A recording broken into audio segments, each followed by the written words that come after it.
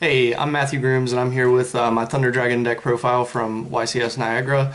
I made day 2 of the event with a record of X11. Got paired up for both rounds on day 2, and I won the first one but lost the second one, so I ended with a record of X21. I lost out on tiebreakers, don't know how. I got paired up both 2 rounds, but I got 45th place and didn't end up making top cut. So this is a bubble deck profile, but it performed really well. I beat 4 out of 5 Sky Striker decks that I played, and no other matchup really gave me any trouble except for the FTK, which I was actually really unprepared for. So, but anyway, here's the deck profile. I'll just get into it. So since we're playing Thunder Dragons and it's the pure build, it's 3 Thunder Dragon. It's the best way to get your plays set up, and it's also really good with Titan because it gives you a way to just pop a lot of cards. Ran 3 Thunder Dragon Roar. So it's the one where if you banish it, it can special summon any Thunder Dragon from your deck, and if you discard it, you can add back any of your Thunder Dragon cards. So I chose to play 3 of this because I just thought it was the most powerful card to banish. Then I threw in the 3 Thunder Dragon Darks. So it's another really powerful one to banish because it allows you to draw into any Thunder Dragon card that you need. And it can discard as a quick effect to add a Thunder Dragon Dark from your deck to your hand, so it's good for triggering Titan on your opponent's turn. Then 3 of the Thunder Dragon Matrix. It adds itself from deck to hand whenever it's banished, and you can discard it as a quick effect to increase the attack of any Thunder by 500, and that's permanent. So it's probably the worst effect, but it's necessary in the deck just because you want the quick effects to trigger Titan. I played 2 Dragon Hawk, and this should probably be a 3 of, but prior to running the pure deck I was running the Dino Thunders, and I don't know, the Dino Thunders just didn't test as well as pures, and so I switched. And I thought because this is arguably the weakest banish effect, where it just lets you reshuffle your hand, that you wouldn't want to run that many, and the Dino build only runs like 1 to 2 anyway, so I just kept it at that ratio. But in the future, I'd probably put this up to 3 just because it's very powerful. Revives any Thunder Dragon from banished or the graveyard.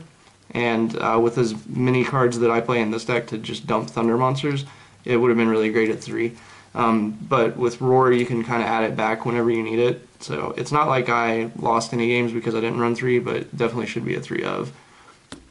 Ran the 3 Batteryman Solar. It's just really great for making link plays with some Summer Summoner. And he does dump Thunder monsters to the grave whenever that's relevant. Really cool card, baits out interaction. Yeah, not much else to say on that. Ran 1 Denko Sekka, sided the other 2, but the Denko Sekka was just really good in the Sky Striker matchups, just locking out the back row, and good against like other rogue matchups, which I didn't play too many of, but I did play Gravekeeper like really early on in the tournament. It was really helpful against that. Played 1 VLS, just because it's, you know, a bomb, helps you banish out the Thunder Dragons in your graveyard. It was pretty cool. Probably would play more of it in the future just because I do dump a lot. Played 2 Ash Blossom in the main, sided the 3rd. Just ran 2 because I didn't want to run like too many hand traps, and I didn't want to like brick because this is kind of a combo heavy deck. This next card is not one that I ran in the tournament. It's just a placeholder right now. It's Gemini Garnet, but I borrowed a Gemini Amber for the event, Amber being a Thunder monster, because I did play the Brilliant Fusion package. The Brilliant Fusion package was really good because you can go into Gemini Prismora and then just banish it, and then a Thunder from your hand to make Titan. And then also having the Thunder monster in play is good for linking into some Summer Summoner. But this should definitely be Gemini Amber, just so when you use Brilliant Fusion it puts a Thunder in your grave. And also Amber is technically an effect monster, so he can be tributed for Colossus, but only if he's face down because he's a Gemini. But when he's face down, the Gemini part doesn't kick in, so you can tribute him for Colossus that way. That was all for the monsters in the main deck. So then for the spells, there's the 3 Brilliant Fusion to go with the Geminites, the 3 Gold Sark, which is pretty standard for Thunder Dragons, 3 Instant Fusion. This is both to summon out Kaminari Attack and to summon out Thousand Eyes. Then I ran 2 Thunder Dragon Fusion. Honestly, the card's good enough that you could probably run 3 and be fine, but I never needed more than 2. I know that there was a lot of Thunder Dragon decks out there playing Desires, and so they ran 3. So I could definitely see that being a thing, but 2 was fine. 2 Called by the Grave, since we're trying to combo, and the deck really loses to Bell, because Bell hits like most of the monsters in your deck. So I did end up playing Called by the Grave just to stop that kind of stuff.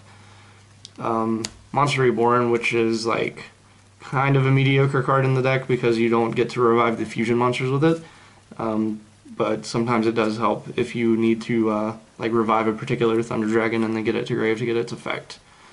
So that was all for the spells. Then we've got 3 Infinite Impermanence just for more hand traps. Mostly played this for the mirror, but I didn't play any, so there's that. But it obviously helps against like the more combo decks where you need hand traps. And then Imperial Order, I did play this in the main because I did expect a lot of Sky Strikers, and the card definitely helped in the Striker matchups that I played, because I actually did draw this card like a lot during the event, so it ended up being really good. Go on to the extra deck.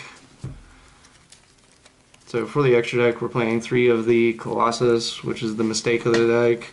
No one ever tried to destroy it, so I never got to use the effect of like banishing Thunders in the grave, but most people just scooped to the boards if they couldn't out it.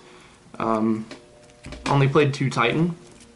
I could see playing 3, but there was never a point where I needed the 3rd one in the event, because you can just shuffle 1 back with the fusion, and the fusion is recyclable. Like you can just add it back with Roar and things like that. So you technically have infinite resources in the deck, and I just wanted like room for other things in the extra deck. But I ended up not making a lot of link plays throughout the event, so you could run 3. Kaminari Attack is an instant fusion target, and then Thousand Eyes Restrict is another instant fusion target. Thousand Eyes comes up in the mirror.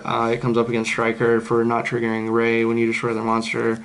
It came up for me during the event to out Inspector Border, so that was really cool.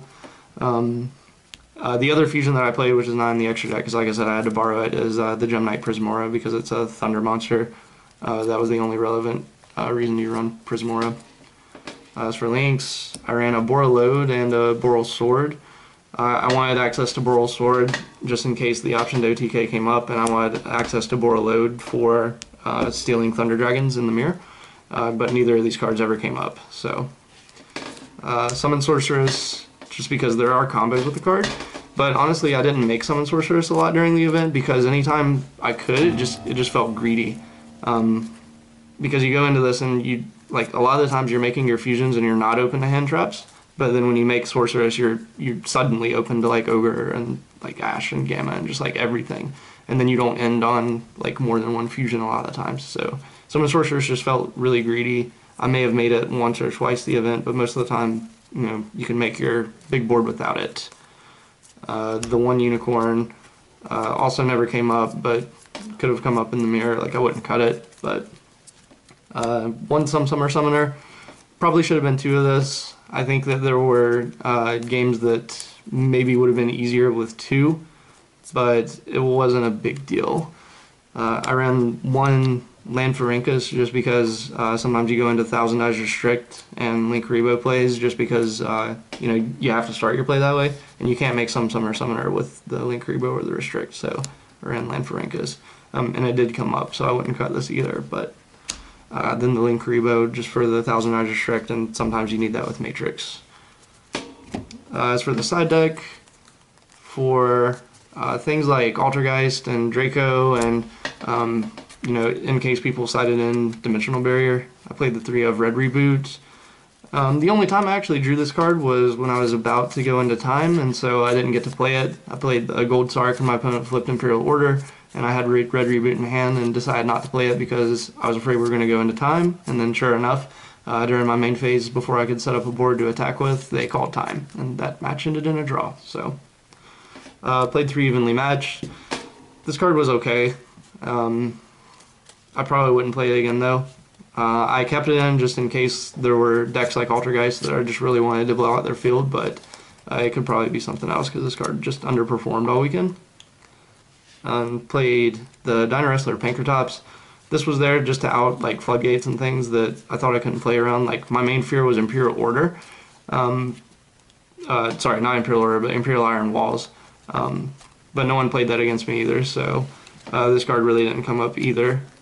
Played 2 Denko Sekka, which Denko was really great against the striker mirrors, but honestly, like, 1 is probably enough because it's so searchable, and usually when you throw it onto the board, it's game. Because if you have too many of these and you just draw it and you can't make a push, then it's not doing anything for you. But overall, a very good card. Just not sure that I would want 3 between the main and side again. Side deck to the 3rd Ash Blossom for going second. And then the last card was the Saravas, which was really clutch against the striker decks.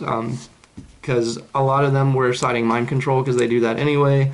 This already outs Widow Anchor, but then if you also have this when they Mind Control you, then you just win the game. So this card was awesome. Definitely play it. Anyway, guys, that's the deck profile. Appreciate you watching.